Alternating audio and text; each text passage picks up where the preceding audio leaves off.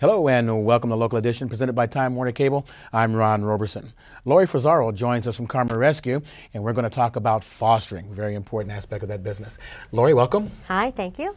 Fostering is something very special, and I'm really thinking about doing it myself. Oh, good. Before we talk about that, give us a little background on Karma Rescue. Well, Karma Rescue takes death row dogs that are going to be put down, and we take them, we find them good homes, rehabilitate them.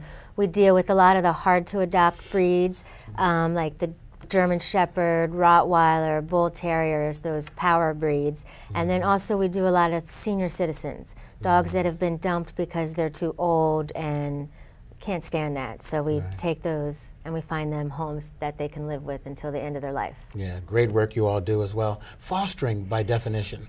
Fostering is just like if you were to foster a child. It's taking a dog into your home, living with you, taking care of it for the day-to-day basis, and it's like an interim step before they find their final home. Yes. And it's so important because if we don't have fosters, we have to board them in kennel situations, which is not the ideal situation.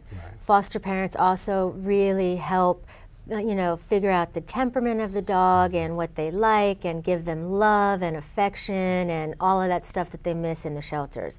So it's a very important, wonderful thing.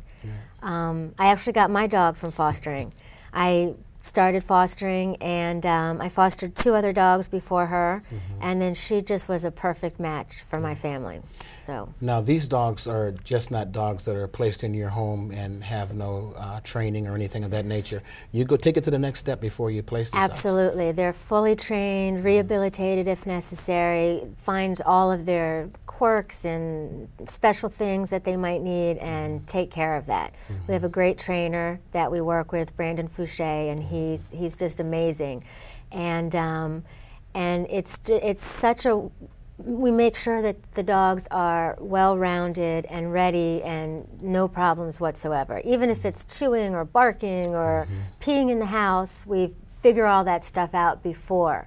And also for fostering, we give you everything. We give you the food, the dog beds, everything. All you have to supply is your home and your love, pretty much. I'm leaning toward it. I've been hanging around you folks for a while now, and it's really contagious hanging around these beautiful animals. What is the process when one is considered wanting to foster? What do they do? You get in touch with us through our website or email or telephone number, or you can come down to our adoptions, which are held every Saturday in Culver City at the PetSmart. And you can meet a dog, you can pick a dog that you like, or we can match you up if you're not sure. And then you just fill out some paperwork and we do a home check, and then the dog comes to live with you. And you can do it for 2 weeks, you can do it for until they find a home. It's very, very flexible because we'd rather have them in a home than in a kennel situation. I was on the internet and I noticed that you had some voting for a new calendar that you're putting together. Yes, we're doing a fundraiser. It's a calendar of all the power breeds, and I did all the photography for it, so it was very cool. Very well done. And it's out now. It's helpsavetheanimals.com is where you can order it, and all the proceeds go to Karma to help with the training and the food and all that upkeep of the animals. Now, the dogs featured on the calendar are actually dogs that are up for adoption? Absolutely. They're up for adoption and for fostering. And some of the pictures that have people in them, they are either the foster parent or they just recently were adopted. So it's all the rescue dogs. For those that may be watching and say, well, I want a dog and I like everything that you're saying, but I'm really concerned about my kids, what would you say to them?